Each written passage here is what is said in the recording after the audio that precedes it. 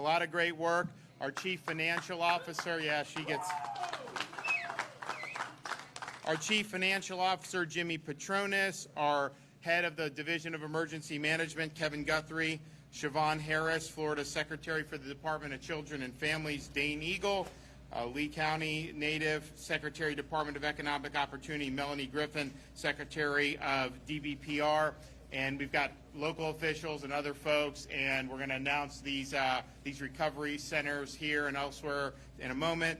First, I was in Pine Island for the first time today since the storm hit. I had flown over it and seen damage, but we were in a situation where that bridge had been severed from the mainland, and there was talk about what to do. Some of those folks were told that they're going to have to get off the island, but that's not the way they live. And so they asked us for support to help devise a solution. And so we looked to do maybe ferry people, but I'm like, you know what? Let's just patch this bridge. So it turns out we're going to have that bridge patched this week. So they're going to be able to go and access it.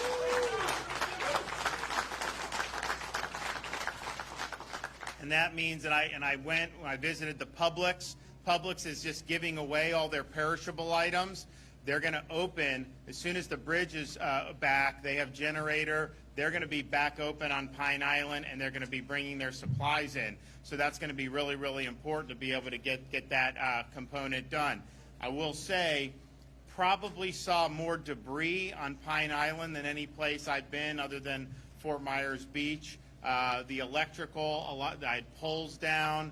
You had other lines down, and so no one had done anything about the power there. So today, when I went, we also had brought over via Chinook helicopters. We brought over linemen to be starting the work on the electrical there, and so that's going to be. And that's going to be important. And we want to do the same thing for Sanibel as well. So there's a contract now being bid on for a contractor to come and patch the causeway. Now, that's a little bit more difficult fix than Pine Island because it's broken in multiple ways. But I think you can get a temporary solution there to be able to restore access to Sanibel and Captiva. And I think that will also help with the recovery efforts and the restoration efforts. I have not been on the ground yet in Sanibel. I've flown over it a couple times. I'm going to probably go tomorrow and look firsthand. But my sense is if it's similar to Pine Island, we just need more linemen there. We need debris clear. I know the guards been there clearing the roads, but very, very important that we do that because you got all this stuff going on, and it's and this what we're doing here important.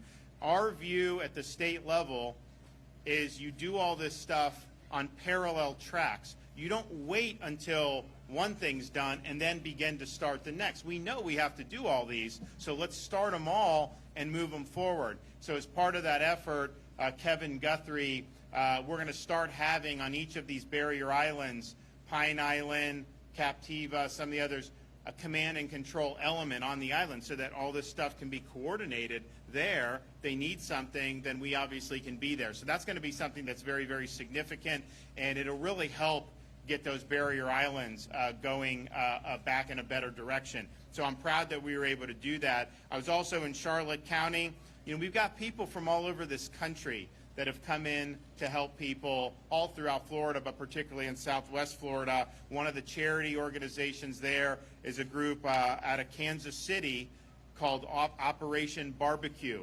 And if you want barbecue, being out of Kansas City is not a bad place to be from. And so they're serving hot meals for people, and they're distributing a bunch. People can come in a line individually, and it's really making a big difference. I will say in Charlotte County, in Port Charlotte where we're at, there's debris, there's been damage, and so folks need all the help they can get. So I'm really happy to see the private organizations, and the First Lady's been involved, of course, in the FloridaDisasterFund.org. She's going to say something about that in a minute, but I think it's been really remarkable. The number. I think Chick-fil-A is here today, right? They have the Chick-fil-A truck in town, if not today, tomorrow, and a lot of these other companies have been really, really good.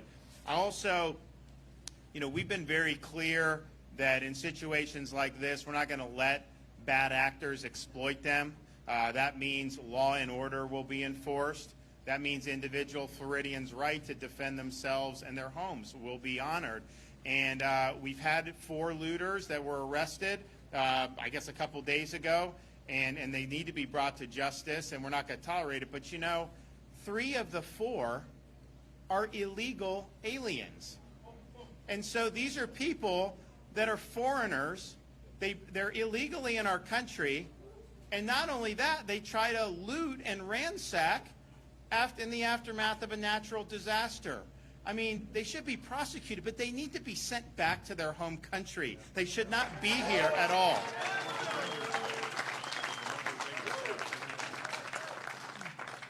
So we've now had more than 2,300 rescues, and our urban search and rescue teams with more than 1,000 personnel have gone door to door to 79,000 structures to check on occupants. You know, this is something that's really, really significant. There's more urban search and rescue capability in Florida since this storm than has ever been in one place, in one state, since 9/11, when they were in New York City. And so that shows you, I think, the dedication. But part of that is we've actually put money in urban search and rescue in Florida in this most recent budget, did a huge increase for them because we saw with Surfside how important it is to have that capability. So we're glad that we were doing that. We also did this most recent budget year under my direction and working with the legislature, Florida, we created a disaster relief fund of $500 million that's in the state budget. So we're planning for things like this. You know, you pray that they don't happen, but you've got to be ready in case they do. So that $500 million is what we're using, is what we use to do the ramp up, to pre-stage and do everything we did that. It's also where we're taking money from to defray the costs of these additional linemen coming in to get the power back on. You know, in Hurricane Michael, there was like a pissing contest about who's going to get the reimbursement or who's going to be on the hook, and so some of the efforts were slower. And what I'm saying is, look, I'll be on the hook for it. That's fine. We'll use our disaster fund to do these reimbursements. We'll work it out somehow, but I want to surge people here. So you have 1,000 linemen statewide from the Co-op Association throughout Florida that came, and then Duke Electric, they're doing 2,500 to 3,500 people surging down after they've completed their efforts in other part of the state. So this is a massive number of people, and that's what I want to see. We want to be able to get the power back on. I mean, there's been a lot of progress on the FPL side. Now we're looking to see, I think you'll see the LCEC start to see some progress, and it's very, very important for people.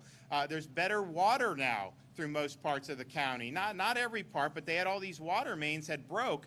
You know, Kevin Guthrie sent this engineering firm. You got guys from MIT working on the water down here in Lee County, and that's what we want to see. If you have, everyone has access to electricity, or at least the homes that can receive it. There are going to be some homes that were damaged so much they can't receive electricity, so that's a separate problem. But assuming your home can receive it, you know, if you have electricity and the water and all that, you know, that's a huge, huge part of being able to be in a better spot. So we think that that's really, really important. We also understand, yes, get those key things, the infrastructure, all that. But then there's individuals that have individual needs for different types of assistance. Maybe insurance claim, maybe it's FEMA relief, maybe you need charity help.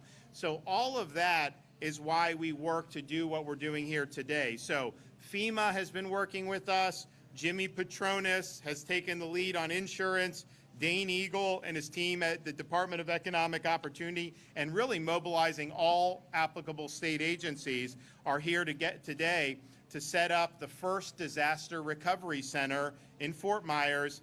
And just to put this in perspective, this is less than a week from the storm hitting, and you have the DRCs that are set up.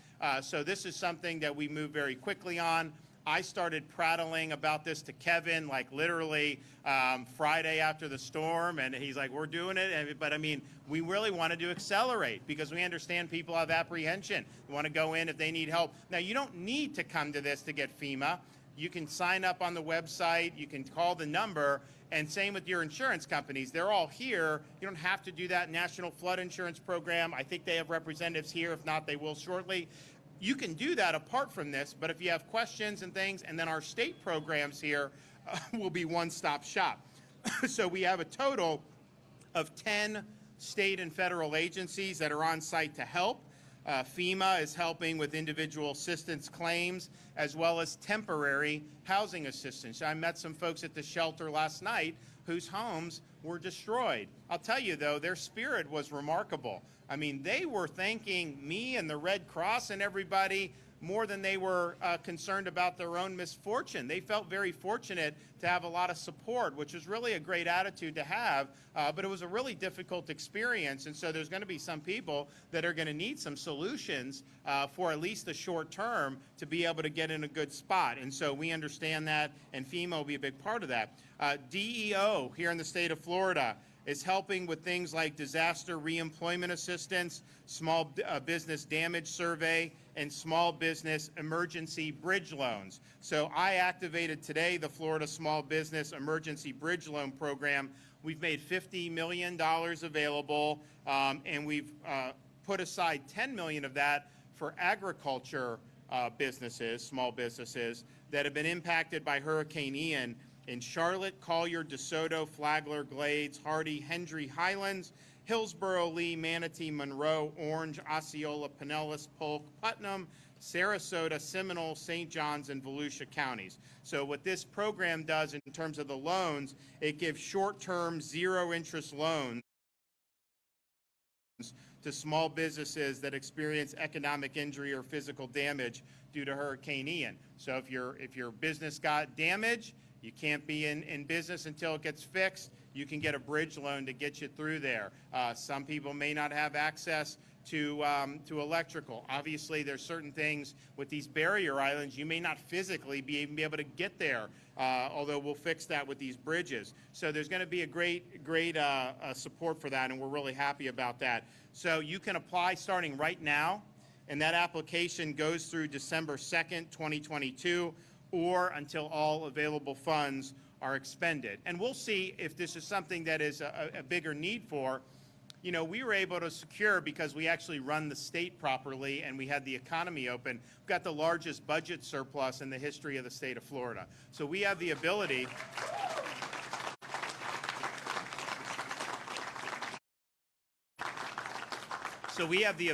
to up the ante on that program if we need to. And I know if there's things we need to do legislatively, I know the legislature will want to be there and will want to help. So we'll meet the needs. Florida Highway Safety and Motor Vehicles is here to help Floridians who lost their identification in the storm. You can apply for and get a driver's license and other IDs right here at the Disaster Recovery Center. Our DBPR agency will help Floridians with any individual and business licensure issues. The Small Business Development Council will be here to help counsel small businesses on the ways available to support and recovery. Career Source Florida is here to help Floridians with individual employment and workforce training needs. You know, our unemployment rate prior to the storm was 2.7%. Nationwide is 3.7%. There's still an awful lot of opportunity in this state. This area will bounce back, I think, very quickly. We're going to make sure of that. But if you need different job opportunities, they're there in Florida, and they're going to help you put you where you need to be. CFO Petronas is co-locating his insurance village right here so people can get help with their insurance claims. I saw these trucks of these insurance companies, so you'd be able to go and do that. And remember, if you had wind damage, roof damage, things like that, trees falling on your home, that's probably going to be your homeowner's policy. If your house flooded, that's probably going to be something under the National Flood Insurance Program. If you didn't have flood policies, your homeowners may not cover. I mean, I think that's going to be a difficult thing if you have people that were not in a flood zone, were not required to get it, were told they didn't need it, but then their house ends up flooding anyways. And so, but nevertheless, both of those are here, the private homeowners as well as the flood. We have here at the DRC 5 of Elon Musk's Starlink devices. So when you're coming through, you're waiting in line, you're able to do the internet, you can make phone calls, text message, all that will be here. Department of Emergency Management is working to establish additional disaster recovery centers in Southwest Florida by the end of the week. Today's opening of the center is possible because we did a really major mobilization before the storm came to make sure that everything was pre-staged for food, water, supplies to be able to do that. So we had, right after landfall on 3 a.m. on the 29th, we had bulk commodities coming in to the most affected communities, Charlotte, Lee, Sarasota in particular. We had a pod set up Saturday morning, Friday afternoon, Saturday morning, very quickly after the storm left the state at the end of Thursday. So that's a very quick turnaround. And you have 27 pods now. Sarasota actually just closed 3 and moved their supply to areas of need. That's actually a good sign when the county's saying we don't need the pod in this location anymore, because that means people are likely getting what they need without the pods. We've relocated 2 of the pods that Sarasota did no longer need, one to DeSoto and an additional one in Lee. And we're seeing if there's any other additional areas with needs. Across our pods in the impacted areas, there have been more than 3.2 million meals deployed, 18 million bottles of water, and 87,000 bags of ice just to South Florida alone. So that's a really, really significant effort.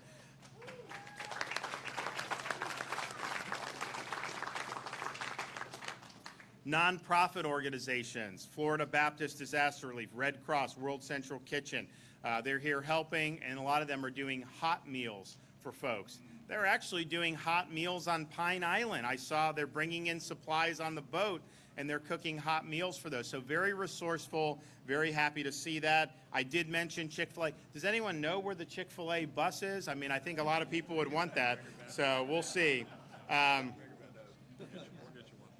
Kevin Guthrie, at my direction, has deployed a mobile fueling station to Dunbar, where they were struggling to find adequate gasoline. So that fueling station will allow people to be able to fill up their tanks, and has really helped. We did one in Arcadia. People were really happy to see that big tanker show up.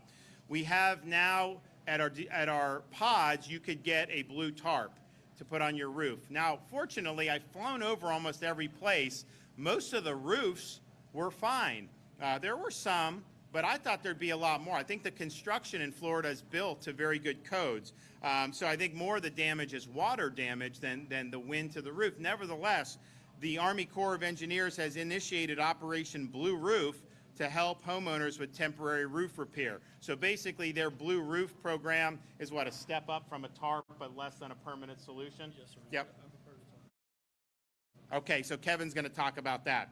So as of, I think, 3 o'clock, I think we're down to 3.7% of accounts that don't have power across the state of Florida, and only 2 counties have more than 50% of their accounts without power. And as of today, Lee County is no longer one of those. So Lee County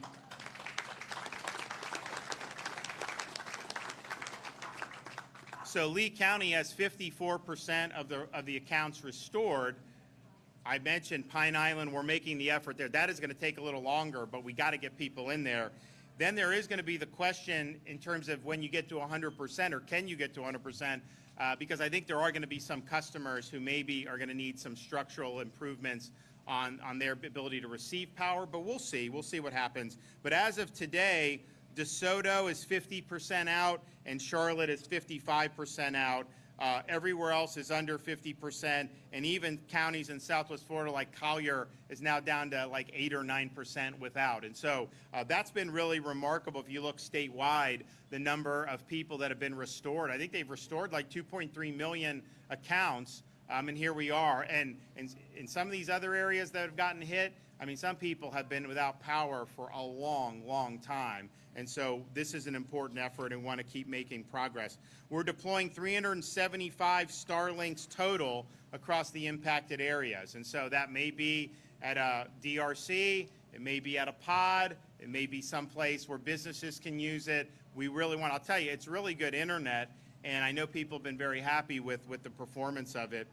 I mentioned that we were going to do the Pine Island Bridge. So yesterday, we had 130 FDOT trucks that were there working to get this temporary bridge fix, and it will be done this week, and so that's going to be a big deal for those folks.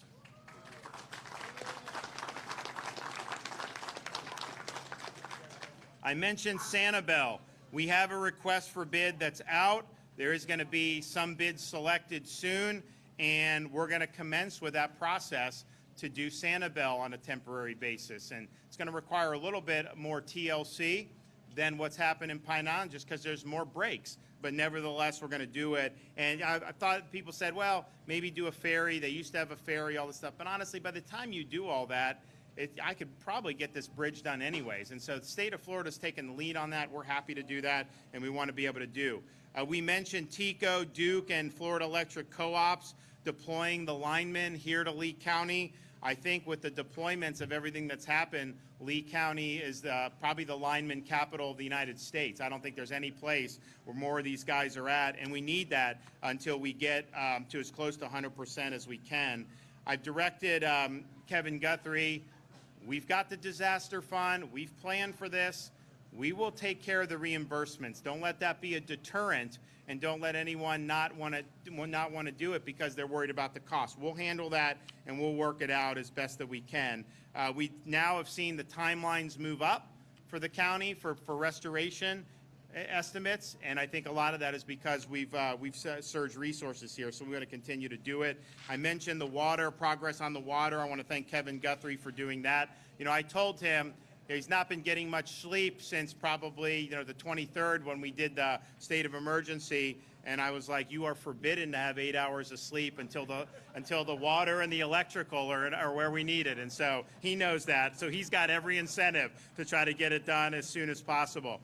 And what we'll also, because we have all these resources, which are great, but these resources cannot do 100% of what everybody needs. So that's why we want private organizations to step up and fill some of the gap here. And the First Lady has spearheaded FloridaDisasterFund.org. People have donated online. They've texted disaster to 20222 to donate that way. And total, and the First Lady will say a little bit more, it's raised $32.8 million.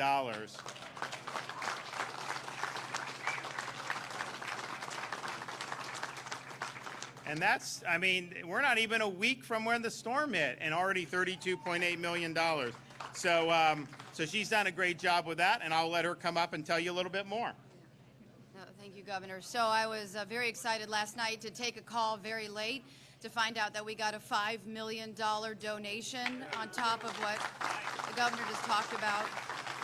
And I have to tell you, Governor, since you got your last report, we're now knocking on the door of $35 million in the disaster relief fund. So listen, he talked about this massive state effort to get all of the resources here from a relief standpoint. We've been out visiting the nonprofits and the faith-based organizations and meeting people firsthand. You can see that their needs are being met. Where this fund is going to be critical is in the recovery process. And I can encapsulate this in a story from Port Charlotte. I was handing out food at a Baptist ministry food kitchen. Cars were coming by. I had a bag in my hand, and I gave it to a woman through the window. Her name was Mary, and I looked in the back seat of the minivan, and there were 5 small children back there. And they probably ranged in age from 1 to about 6 or 7. And I asked her how things were going, and she told me that they were going well, that she was getting food and she was getting support from her neighbors, and she had the faith-based community to lean on. She went to the pods, and she was able to get water and things to help her get by. She broke down into tears when she started talking about her home and the floodwaters coming in. And this is why I'm asking everybody across the state of Florida and really the nation to contribute to this fund, because we want to make sure that in addition to the resources that are available from the state and the federal government and from FEMA, that we have these private sector dollars that will be utilized to help folks like Mary get back on her feet. So thank you to everyone who has donated. I hope to see that this has doubled in the next week, and thank you to your generosity.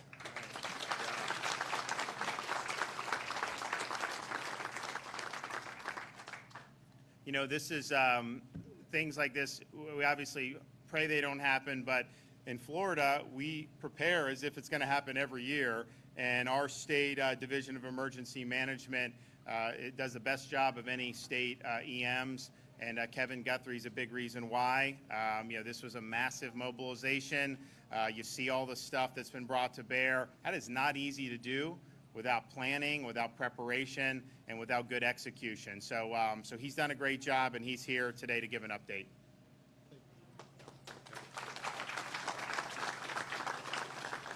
Thank you, Governor and First Lady, for your dedication. I know for a fact the First Lady was here about 12, 13 hours on the ground yesterday. The Governor's been on the phone with me nonstop, and sometimes very early in the morning, late at night when I'm not sleeping. So I got quite a few updates, but again, thank you, Governor. Thank you, First Lady, for your leadership. To the secretaries, to the CFO behind me, the secretaries that are not here, I know that Jared Perdue couldn't be with us because he's working in the field. Sean Hamilton, DEP, cannot be here with us today because he's working in the field, and many, many others for state agency heads are actually on the ground right beside their men and women that they work for them on a day-to-day basis, getting really great work done. Next thing I want to do is say thank you to the states, the counties, the cities from across the country. I know I'm going to get fact-checked on this, but I'm going to say it is estimated right now that over half the country has their logo in this state. I have walked around today. I've seen Texas, Tennessee, Ohio, Oregon, New York, and so on and so forth. We have people from all over the country here helping us today and through, as long as we need it. So again, thank you to all of those governors. Thank you to all of those emergency management directors at the state level, my counterparts, my friends, for helping us get this done. The governor has been really, really pointed with me. Kevin, no bureaucracy, no delays. Don't worry about the costs. Get the right thing done. And we're getting the right thing done. An example of that, reimbursement for electric. There's a lot of complicated and complex processes in FEMA to get that done, but the governor said we're not going to worry about that. So if you are a electrical entity, a for-profit or a municipal electric authority, send the bill to the Florida Division of Emergency Management. I know that's going to be important to you guys, but you just need to send it to us. Don't worry about sending it to the league co-op or any of the other co-ops that you're working for. Send that to us. We will take care of it and work out the paperwork on the backside. The Blue Roof Mission. The Blue Roof Mission for the Army Corps of Engineers. This is going to be a different type of material. It's a little bit thicker. It withstands the weather a little bit better. It withstands the tarps a little, or I'm sorry, the winds a little bit better. So that has been turned on for Lee and Charlotte counties. Another example of the governor's leadership, he had me today start writing a letter to FEMA requesting the 100% for categories A and B to be extended from 30 days to 60 days or beyond. So that will be going up to FEMA from us today. Talk about water. We are ahead of schedule on water. You may recall a few days ago I said I want within 72 hours 50% of the communities that can receive water to receive water. Within 5 days, 75%. Within 7 days, 100%. Here's where we're at, high level very quickly. We're way beyond that 48 hours into this. Pine Woods Water Treatment Plant, no substantial damage, pushing 3 million gallons per day. Green Meadows Water Treatment Plant, producing 8 million gallons of water per day with discharging at 65 PSI. Olga Water Treatment Plant, minor flooding damage. Plant expects to be at 2.4 million gallons per day by the end of today, with 3 million gallons in the coming days. City of Fort Myers Water Treatment Plant. These wells are being run by generator. We currently are pumping 8.6 million gallons per day at 30 PSI. Lee County at the Corkscrew Water Treatment Plant.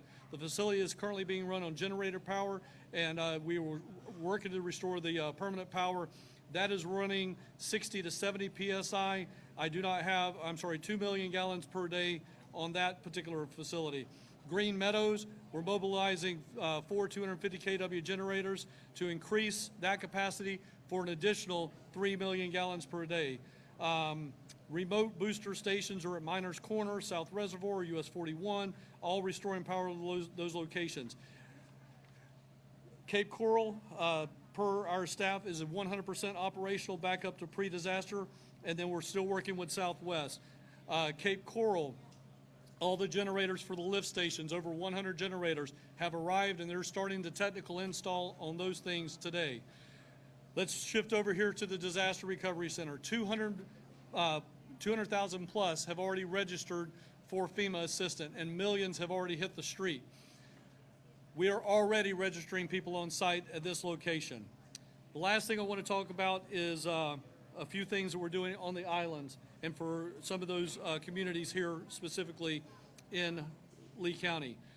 As the governor has already mentioned, we're going to establish a command and control coordination element on the barrier islands. We believe that that's going to be imperative to having a very sound structure of recovery.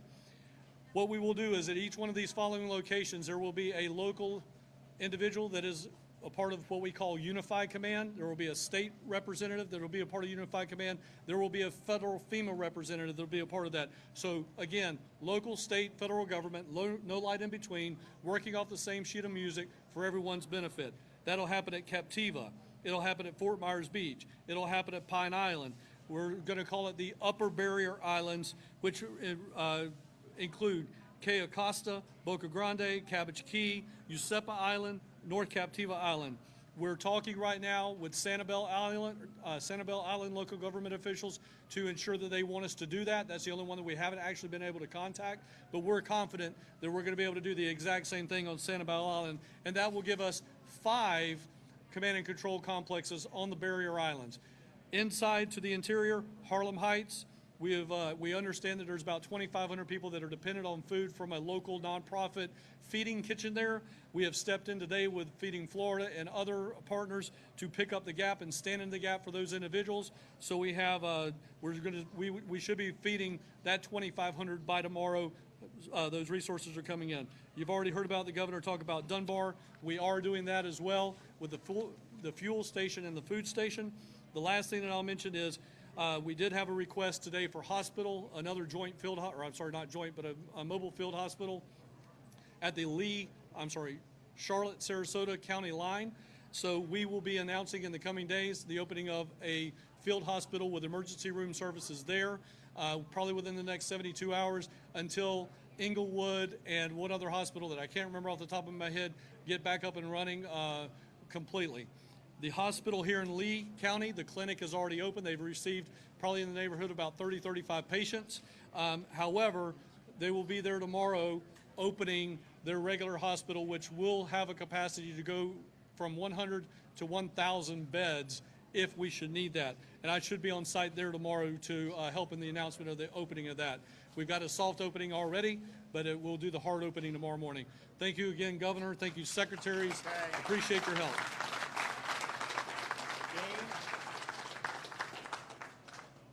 I want to thank the governor and the First Lady for their leadership. As a Southwest Florida native, I've said this plenty of times, but I am just so happy and pleased to know the response effort. It's one of the quickest, most comprehensive in Florida's history, and I'm just happy to be able to be a part of it. Thank you from the bottom of my heart for all the work that you are doing, and to Kevin and his teams and everybody behind me. We were tasked, DEO, working in collaboration with everyone here to get this up and running, so thank you to my team back home and who are here. We have dozens of people on the ground working closely to make sure that you have what you need. As the governor said, you don't need to leave your home and come here. You can do stuff from the comfort of your home. You can access the internet. Feel free to do so. If you can't or you want to talk to someone in person, come here. We have the resources available. FEMA, Department of Financial Services, and the Office of Insurance Regulation, Department of Economic Opportunity, Department of Business and Professional Regulations, represented by Secretary Griffin behind me, Department of Children and Families, represented by Secretary Harris, Career Source Southwest Florida, I know Pam Elmore is here, and they are going to be instrumental in helping people get back on their feet. I know a lot of people are displaced. They might not even have a business to go back to. Well, we are here to help. There are opportunities available. We have other career sources locally, Career Source Southwest Florida, Pascal Hernando standing buses here, and just talking with Kevin Guthrie, there are a lot of needs for current work. There are people on the ground, businesses, vendors who are helping with cleanup, and they are hiring. So we're going to direct them to go to Career Source, and if you need help, you want to get back on your feet, go to Career Source. We'll make that happen, so stay tuned for future announcements. Enterprise Florida, Florida Rural Legal Services, USSA, Florida Veteran Statistics, Memorial Healthcare, and then insurance, thanks to Jimmy Petronis in organizing this. Auto Owners Insurance, Assurance, Progressive, American Integrity, SBDC and SBA are here. Tower Hill Insurance, Universal Property, Verd, Olympus Insurance, AAA, Citizens Property Insurance, Frontline, Security First, Florida Peninsula, Geico, Monarch, South Oak, People's Trust, State Farm, Allstate, Florida Family Insurance, Edison, and that list is growing. People are coming. And Governor, I'm proud to say that Chick-fil-A is on the ground. Chick-fil-A is staged here. They are helping with providing foods to shelters and through our faith-based and nonprofit initiatives. So you can't just walk up to the bus and get it, but it's a giant rig. The day after the storm hit, Kevin turned to me and through the governor said, get Chick-fil-A on the ground. They're here. They're producing thousands to tens of thousands of meals every single day. From DEO's perspective, we are here to help with economic recovery. Again, we realize that people are without work through no fault of their own. DUA has been an initiative thanks to the governor, and we've cut red tape. That's disaster unemployment assistance. The governor has waived the work search requirements, waived the waiting week, waived registration process. Go to floridadisaster.biz and you can register. Now that's temporary. That's to help you get back on your feet. There are jobs we want to connect you with. If you are in a line of business, there are other jobs. If you want to do something completely different, again, we can help, and Career Source is standing by with that. And as the governor just announced, for businesses looking to get back on your feet, the emergency bridge loan has been announced. That is a short-term, zero-interest loan to help you get back on your feet. $50 million is available, $10 million for agricultural businesses, and we are standing by to assist. FloridaDisaster.biz is where you can go for economic resources, or come here and talk to one of our people. Thank you, Governor and First Lady DeSantis.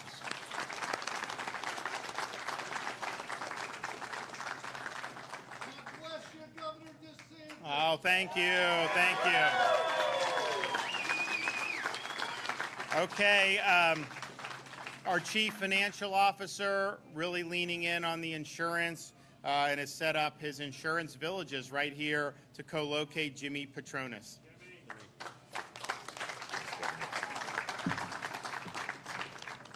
Thank you, Governor. Your efforts really over the last week have been amazing. The response, people I've never seen. Yeah. And I tell you, and what the First Lady's doing with the it's FloridaDisasterFund.org. This is going to help so many that fall in the cracks. There's going to be people that are just going to be, they're going to be ineligible here or ineligible there, and this is going to be able to help people out. So when she asks for that money, it's going to significant helping to folks that have nowhere else to go, all right? And what I love about it, I was doing an interview the other day, and they're asking, where's the money going? They're publishing on their website where the dollars are going and where they're being distributed. It is totally transparent, so you know exactly where your dollars are going, unlike GoFundMe. Do not touch GoFundMe. GoFundMe has absolutely zero transparency. When you give a dollar to GoFundMe, somebody could take an image off of a website, create a tragic story, and now that donation goes somewhere and there's no verification. It helps anybody other than maybe the fraudster who put it out in the first place. So again, FloridaDisasterFund.org. To all the staff that are here, all the department heads, Governor, thank you for your mobilization of this. Kevin has done an amazing job. And Congressman Donalds, thank you for being here too. I know you're going through hell also, but I just want to give everybody, again, a thanks out of our office. What you've seen has been thrown together in the last really half a dozen hours. The governor's team has worked, you know, through challenging circumstances to make sure this is a one-stop shop, that you can show up, it's safe, it's secure, there's internet. Our cellular providers are providing internet here in addition to Starlink. And to speak about Starlink, Governor, as soon as you made that available, I contacted our urban search and rescue teams. Now, those men and women have touched 72,000 structures since the storm has hit. They're doing the hasty searches. They're going in and literally, you can go to my Facebook or Twitter page and you can see what they're doing. And they're going from building to building with chainsaws looking for people. But they have to have internet in order to report that data back. Governor, I'm proud to say, if it's not for Starlink right now at those sites, they told me it's a game changer. So thank you for doing that.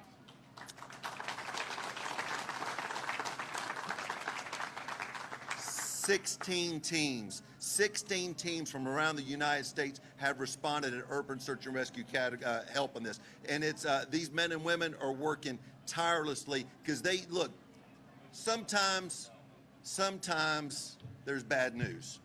But you know what they live for? I was sitting there, I was talking about it. I said, you know what they live for? They live for the life they save. They find people, and it's a game changer. It's nourishment to their soul. It makes them work that much harder. So the fact that they're doing this effort is, it's again, they're saving lives, and they're doing everything humanly possible. So pray for them, pray for their safety, and understand, if you have not talked to your loved one, look, communications are challenged. I know that is the one thing people are looking for. I want to know if mom or dad, if my grandparents are alive and safe. promise you, as we get communication established, as these men and women are doing their job, we will reunite you with your loved ones. Now, this is the part I've been talking about coming up to the storm. I appreciate WFLA. Y'all are here. Y'all have helped us turn up the volume on this. Is the pre-event fraud. So as long as you try to listen and you do some preparation, you can be protected from the fraudsters. These fraudsters that come here, they're no different than looters, okay? Hear me. The fraudsters that come in are no different than looters. They're going to want to take advantage of you and your insurance policy. The governor and Kevin spoke to Operation Blue Tarp. That is a free service if you need a tarp. Do not let anybody make you pay for a blue tarp on your house. Okay, if they do, and somebody tries to extract dollars from you or say, hey, your insurance company's going to pay for it, run them off your property. That's illegal. That is a service that is free available to you. So you don't want to ever be taken advantage of by that. I tell people, if it's too good to be true, it is. Listen to your gut. If somebody's being too nice to you, run them off your property because they're trying to take advantage of you. These insurance companies here, you know why they're here? They're here to write you a check. Okay, they're here to close claims. They're here to do advance payments. So look, you don't need to go call anybody other than your insurance agent, your carrier, most of them are here, or my office, 1-877-MY-FLCFO. If you're calling one of those three for your first phone call, I promise you, there's no chance of being taken advantage of. And then if you have a problem with your carrier, there's dysfunction, lack of communication, you call me. That's what we do. That's why you pay us. We are paid to break through the monotony, the challenges, the communication barriers, the overwhelming stress you're dealing with right now. Hurricane Michael leveled my hometown of Panama City. This is no different. It's just a much bigger scale. So we know how to fix what you're dealing with right now. So again, these carriers here, when you show up, they will help you piece together your claim. In most cases, you're going to walk away with a check to go put a roof over your head so that adjuster can get out to your property, assess the damages, and start the claims process. And look, just because you may get a check, that may not be exactly what you're looking for. You know what you can do? You reopen the claim. It's not that hard, folks. I promise you. We are here till you're made whole. So again, please, if it sounds good, too good to be true, don't take the bait. There's a lot of really bad people out there that want to take advantage of some really vulnerable folks. In the state of Florida, we're here united, and we've got an amazing governor that's holding us together. Thank y'all.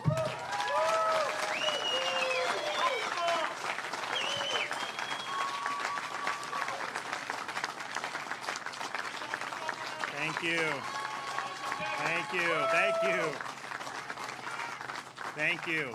And I will just put it, look, it's not going to be for me, but for everybody. You know, I'm putting in a plug that the Chick-fil-A van come to the DRC here, help people. You know, we also had Culver's, all these others, so they all can come as well. We'd love to have them. But I appreciate the effort in getting this stood up so quickly because we understand that people have questions, have needs. A lot of people have registered, and there has been money dispersed already by FEMA, by the First Lady, with some of the charities for sure. But this is important to be able to do. We've got a lot more work to do. But I'll tell you, I've been working with Jimmy in the aftermath of Michael, which happened right before I became governor. You know, it's not an easy thing, and in some ways, Michael was like a sledge. Anywhere in that path was, you know, as bad as anything, you know, you see. And it took a lot of effort, and there's still effort that's going on. But I'll tell you, they bounced back. I mean, there's a lot that's going on that's great. People want to be there. People understand it's a great community. And that's what's going to happen here. It will definitely happen here. I think it's going to happen a lot quicker than some people may think, but it will happen. So in any event, yes. I know the state response has been massive, Governor, especially on the barrier islands. We saw that firsthand today. My question is about property insurance for people who have wind damage and they are filing claims right now. Can you reassure those storm victims that those claims are going to be paid out because the insurance companies don't show up? Well, I think that, Jimmy, you want to take about, you know, we have obviously layers of coverage and cat fund and everything like that. There's multiple redundancies in the state of Florida. We have known since we learned a lot through Hurricane Andrew. So the cat fund exists, FIGA exists. We create a number of redundancies. That's why David Altmaier's boots on the ground right here. Where we have to educate and explain, that's exactly what we do. So the state of Florida, thank God we're in the best fiscal health we've ever been in case we have to make some type of a fiscal audible call. But again, we have built to prepare for storms like this. But I can't stress enough, a claim, an insurance policy has a set amount of value. Call it $200,000, $300,000, $400,000, whatever your policy is what you purchase. If you allow predators to get between you and that claims process, you are giving away dollars you're entitled to. Okay, so all I want to do is make people as whole as quick as possible. And let me just reassure you, when a claim is filed, just because maybe the expenses, maybe you discovered 3 months later you've got problems in your house that are water related that you didn't know were there because you know what, you're overwhelmed, and you know what, you're not a contractor. You reopen the claim. It's as simple as that. So there's good solutions there, but again, the governor's leadership to make sure that the state has the fiscal health is the best thing that we've got going for us. Yeah, and our CAT fund, I think, has never been this high. Has it ever been? Yeah, so we have the highest CAT fund, so obviously that's another layer of redundancy. We also, in the special session, we probably would have had companies go out of business this summer.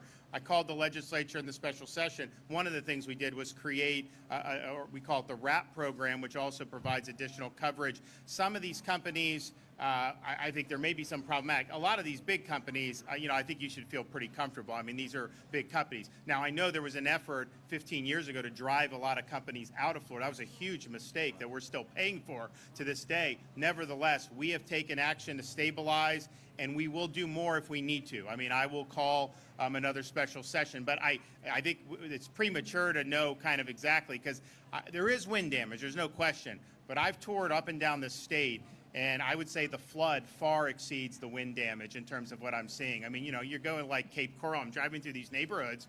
Honestly, you wouldn't even know, because unless there's standing water, that the structure looks fine. But then they had 4 feet of water like 3 days ago, whatever storm. So that's the issue. So I think it's going to be a combination, but I think it's going to be probably more of a flood event, whereas like Hurricane Michael was almost entirely a wind event because it was a buzzsaw that was ripping through. Yes, sir. Governor, great news for Sanibel and Pine Island. I know people watching are probably going to ask, is there any guesstimate as to when they may be able to get back online? Pine Island's bridge will be done this week. So that will be open to traffic. It'll be open to commerce. It'll be open to a lot of the first responders. I mean, we're bringing them in by helicopter and boat, but it's much easier. I mean, we dumped ATVs on the Chinooks. We brought ATVs with linemen, and now they're going around, buzzing around the island, inspecting the electrical damage, which is fine. We're happy to do it. But how much easier it's going to be when they can just take their trucks right on. So that is absolutely going to happen this week. And I just met with Publix there while we were out there. Publix will open as soon as the bridge is open. Publix will open. So they're going to have Publix. Some of these gas stations I saw there, there's this beautiful 7-Eleven. Like, honestly, if you didn't see anything else on Pine Island, you would not have known there was a storm. It's like such nice construction and everything. And it's closed because I don't think they have adequate power. So we can, Kevin can help. We told the residents, generators, all this stuff, get some of these things up, I think is important. The power situation, we want to surge linemen there. Now, obviously, the FPL and the co-op, they focused on the non-barrier islands because the damage was a little less extensive. So that's understandable, and if you get all that up. But again, we believe in working in parallel. They're doing that now. More people are coming online in some of these areas. I think there's a lot more work to do in Cape Coral, some of the others. But let's also work on whatever reconstruction needs to happen on these islands. I mean, why wait a month before you even get in there? So we're basically reconnecting the islands to the mainland, both with that bridge, the Sanibel Bridge. I cannot tell you when the temporary bridge for Sanibel will be done because I don't have there's someone's going to win the bid. They're going to have a proposal. But basically, the good news about Sanibel is that where it was severed was on land, basically. There's a sandbar where you can probably fortify, but then it's the rest. The places in the water, those poles held, and they look really good. You wouldn't know even there was a storm just looking there.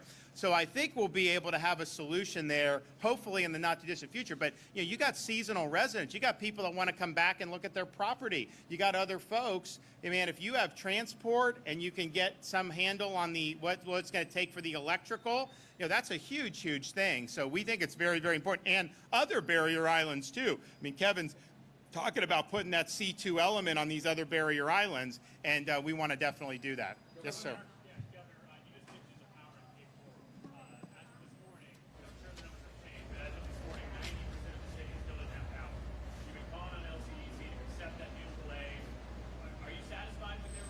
Let Kevin take that. I mean, I think for me, when I told him, I said, I don't want bureaucracy.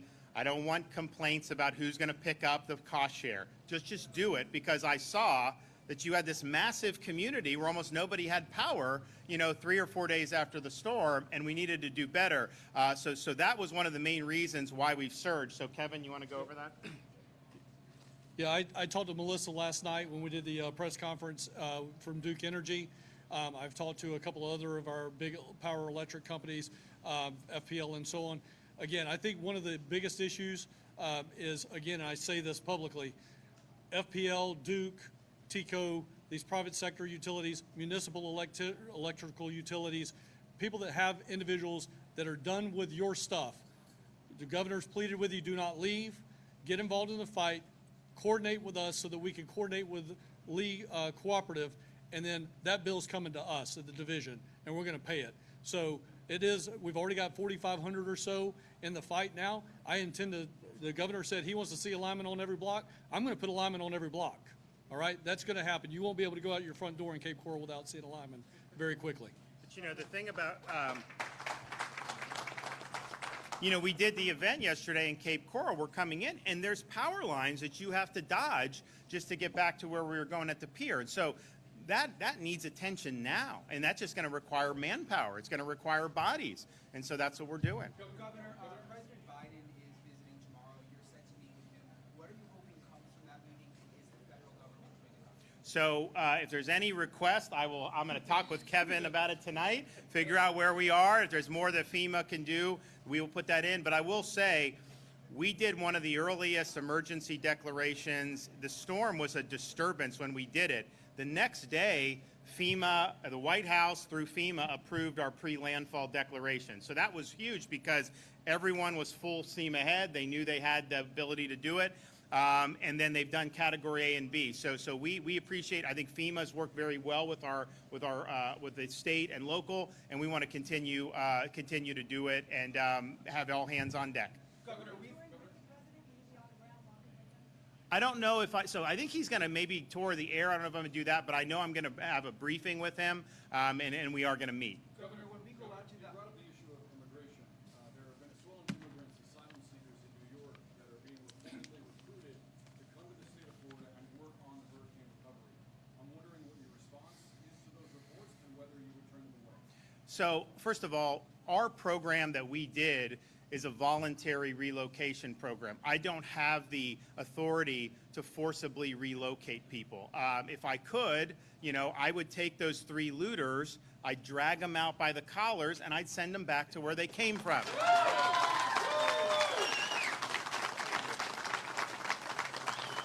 But that's a federal government, unfortunately. That's the federal government's view. I think states should be able to be more active in that regard. Unfortunately, states have lost court decision after court decision on that.